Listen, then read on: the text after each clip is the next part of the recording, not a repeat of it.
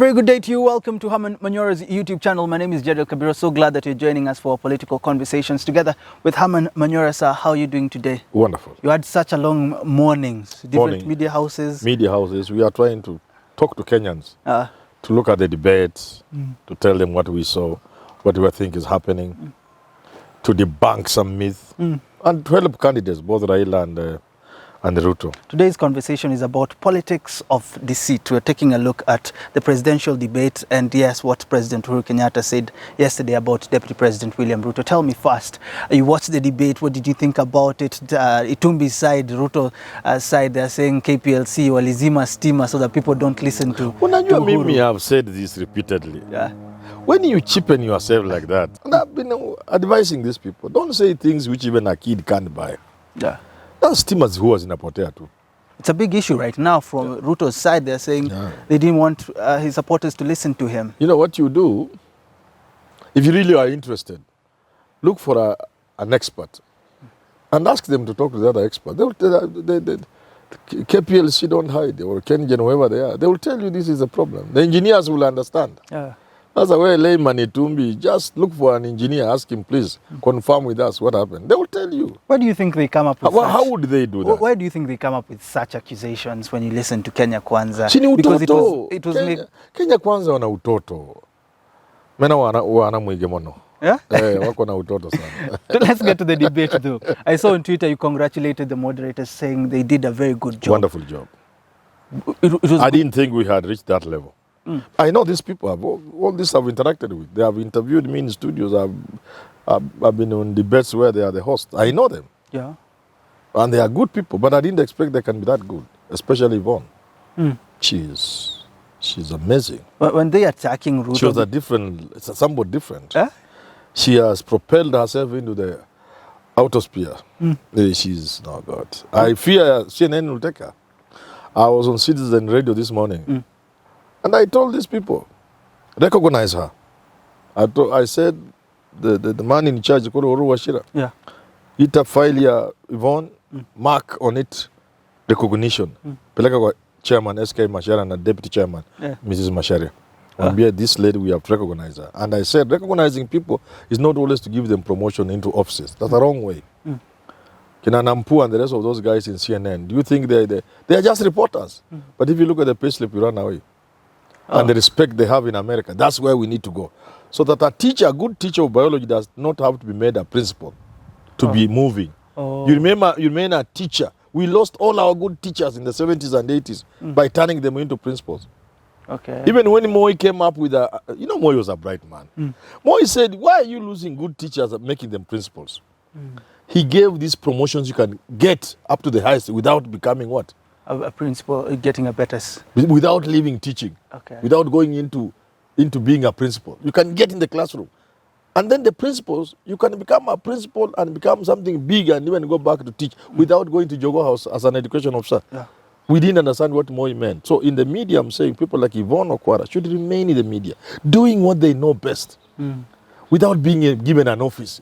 You as G director of what? You head of G programming. Just do your job. You begin to sign vouchers, approving per diem. Vijana gani wanaenda Homa Bay, kila mtu ngiri 10 wanaenda siku ngapi? No, that is rubbish. Let her do her thing. But recognize her, pay her well. From the whole debate, though, you say they did a good job. From the whole debate, what was on the spot on Ruto's side was the failures of the Jubilee government, from Gulana Kulalu to Aurora and Kimorel. None of which he could wriggle out. Tell me, though, was it right for them to ask Ruto these questions? I think when we know the buck stops with the president, as Ruto said. No. In fact, because Ruto himself has been taking credit for the first term success, so they had to ask her. Yeah. Aurora and Kimorel, ilianza lini?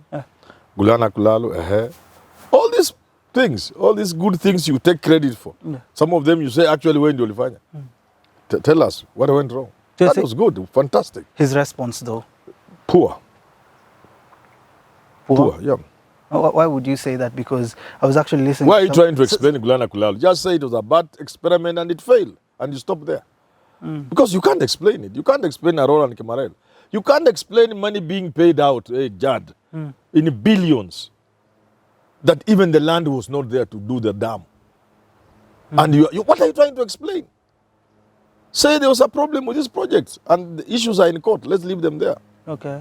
There are some of these things we did badly. With the hindsight, we could have done better. That is a better way than trying to defend that which you can't defend. I think you can't defend Gulana Kulalu. He's saying, oh, we wanted now to do a dam. How could you start the project without the feasibility studies showing the river of the Tana, water of the Tana was not enough? He's saying no money was lost. He said, how can you want to get 1 million acres depending on the Tana? Can the Tana give you enough water? So now they were discovered. That is foolish. You can't defend that. Say it was a bad experiment. We were overexcited as we took power. Politics of deceit. He said we didn't lose any money. The moderator says, yes, we lost 7 billion. It is 21 billion actually. If you take into account the insurance and the rest. Paid even before there's land. So how can you defend a Roland Kimarel? How can you defend Gulana Kulalu? How could he defend SGR, which has been said? You are trying to say, Mara was not in charge, I'm not the president. And then when it suits you, you begin to say you are the one who did. Nilichora kwa meza yangu Karen. Hii kitu unaona hii. It was done in my office in Karen. In my office in Harambe House Annex. SGR. Now, SGR was a bad thing. But we now have it, we must use it. Okay. It was grossly exaggerated in terms of cost. In terms of the benefit to Kenyans. We are shortchanged left, right. All the wagons instead of new wagons, diesel instead of how can you defend this year? Now he's trying to run away from it. Naivasha is, what Uhuru was saying is that Naivasha is part and parcel of that SGR. That hidden contract is part and parcel of SGR. He's like he's not me who's interviewing him. You'd have done a better job than Yvonne. Oh my God, he ran away because I'll ask you. Do you know the things you are skirting around are the ones that have brought Sri Lanka where it is? Do you know that? Borrowing? Projects like SGR. Therefore, those things are bad enough, serious enough to bring down a government like Sri Lanka. And there are many countries, 28, Kenya is just there. A step away from Sri Lanka. You get it? So, if these things we agree are of such a magnitude as to bring down a country, turn Kenya into a Sri Lanka, and you are the deputy president, and you thought otherwise, why didn't you walk out of the government and tell Kenyans, munaingia kwa shimo? You think it would have been easier for him during the debate? So you say, that's what I say if I was the one asking. I'd ask you, you know these things have taken Sri Lanka where it is. Kenya can follow Sri Lanka. Why didn't you get out of government and alert Kenyans? This contract of SGR and the others, what have you? You have auctioned your country. That's why these things are hidden. This country can go away. You get out. You say, this is bad. This I can't live. I can't be part of this because when the history of this country is written, these things happen when I, William Samoei Ruto, was deputy president of the country. I cannot be part of it. Nimejaribu kueleza president tusiende hivi aski. Mimi hapana.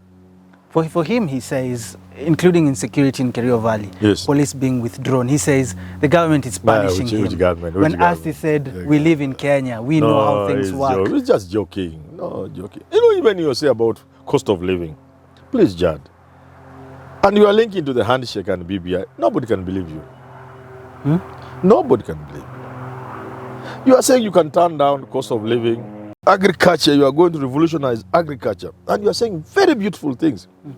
Things which if you implement,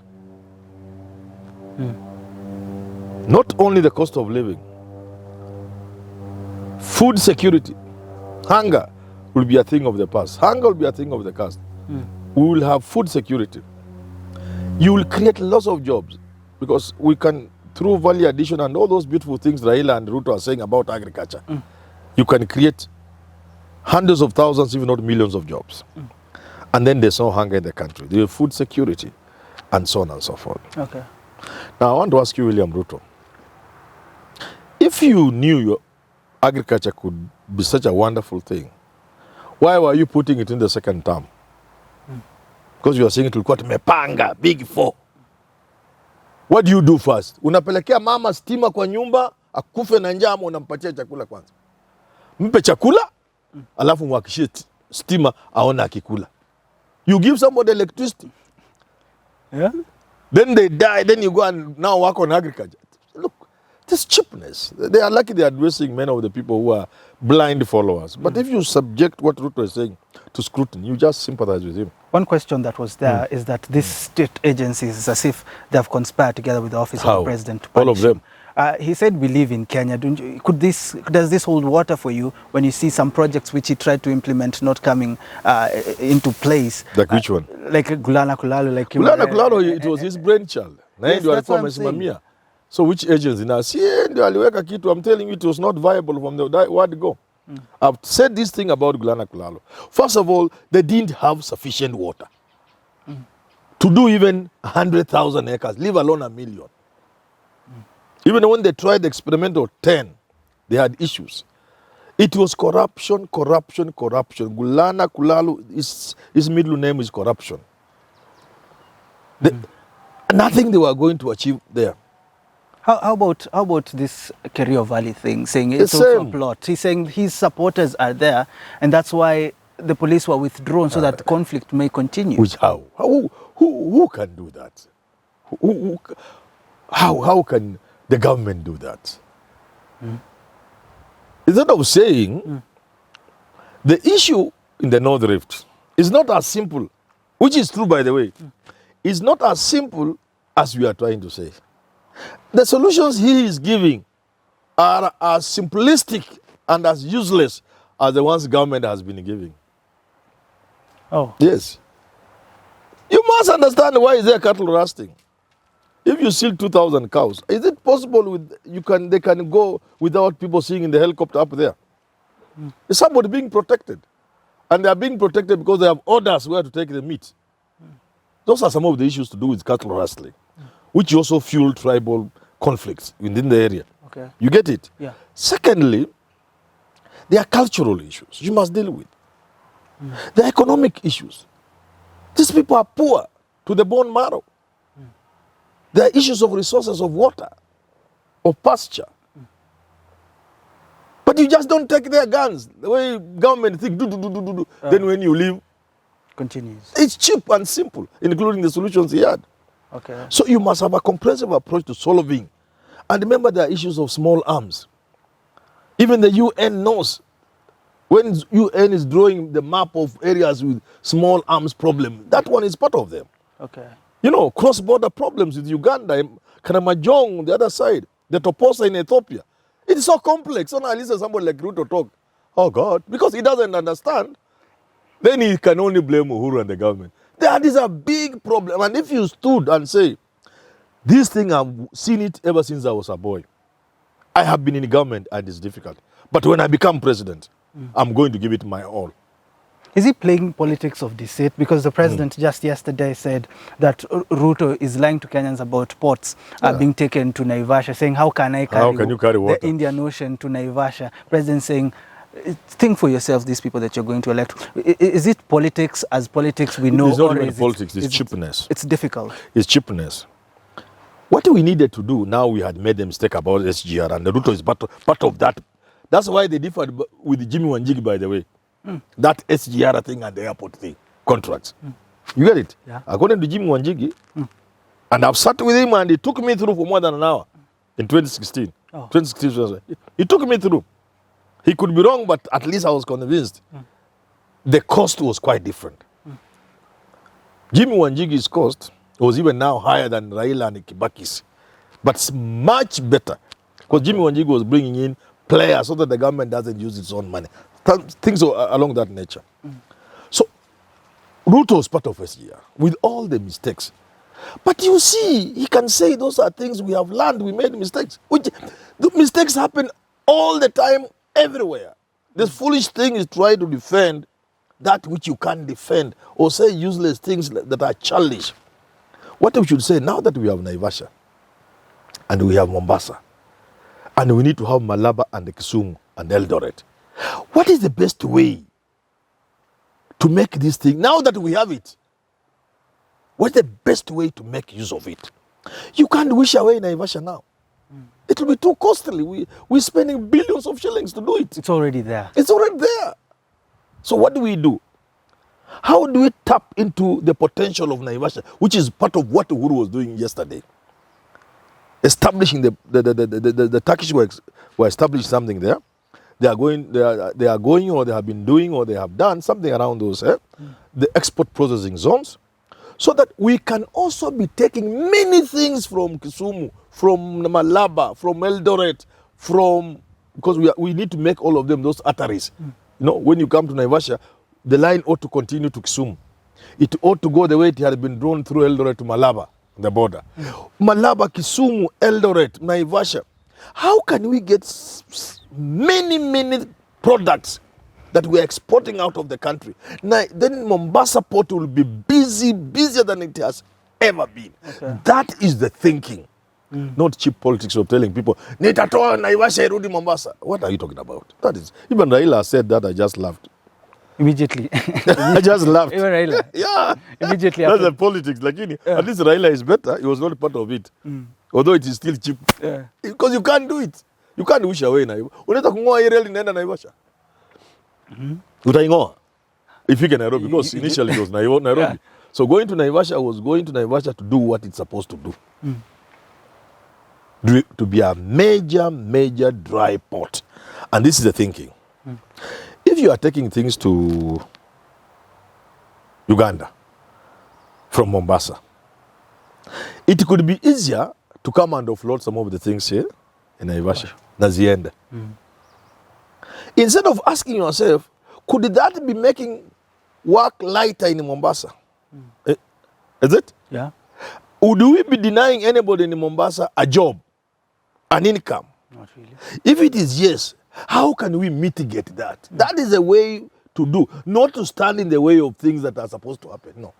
You ask yourself, now that Naivasha is here, and Kisumu is coming, Malaba should come, Eldoret should come, how do we make the best use so that Mombasa becomes busier than it has ever been since it was put up, the port? Yeah. That's the thinking. What are the things from the hinterland that we can promote now that there is easy transport? And we must make the transport much easier than it is today. Because today, it is easier transport by road than rail. Because this thing was grossly overcosted. After the debate, we know bloggers are sometimes paid to trend things, but hashtag Uongo was trending after the debate. President Uhuru calls Deputy President a liar because of this sports issue. Tell me, do you read from the same script, or is Ruto just doing the politics, as we know politics is usually a dirty game and populist at sometimes? Ruto was pushed into a corner by those people. They were smarter than him. If you want to know, he failed, and he was not happy when he left and he was interviewed outside. Yeah. Is at that moment he was actually almost realizing that he never talked about bottom up, about hustler fund, about this. He never. Did you hear? No. So they put him around, tossed him like about himself, so that he came out badly. Most of the questions he gave wrong answers. Others he was not well informed. Others he was trying to skirt around to avoid, but the viewer can see you are avoiding this, but because of this. Do you think the moderators wanted to portray that image of the President William Ruto? I think he failed himself, and he can only blame himself. What would I have done if I was Manyora? When he started with the first question, I thought, here comes a bright boy. He was asked about the cost of living, but he used that opportunity quickly and rope in agriculture. He never repeated that. He was supposed to have been taking the question they throw at him and run away with it, spend a tenth of the time answering that question, but now using it as a springboard, like he used the one of cost of, which was the first question, cost of living. He used it so well by bringing in agriculture. So he failed to use the following questions to turn in and talk about the things he has done, about the bottom up, about the hustler fund, and all the beautiful things that are in his plan. He failed, and he can only blame himself. It's a good place to wrap up the conversation, but we'll have to see after the elections who will become the next president. I know you say it's Raila. The president has been decided already. Until we do have these conversations again. Thank you so much for tuning in. I know Simon will be live tonight with more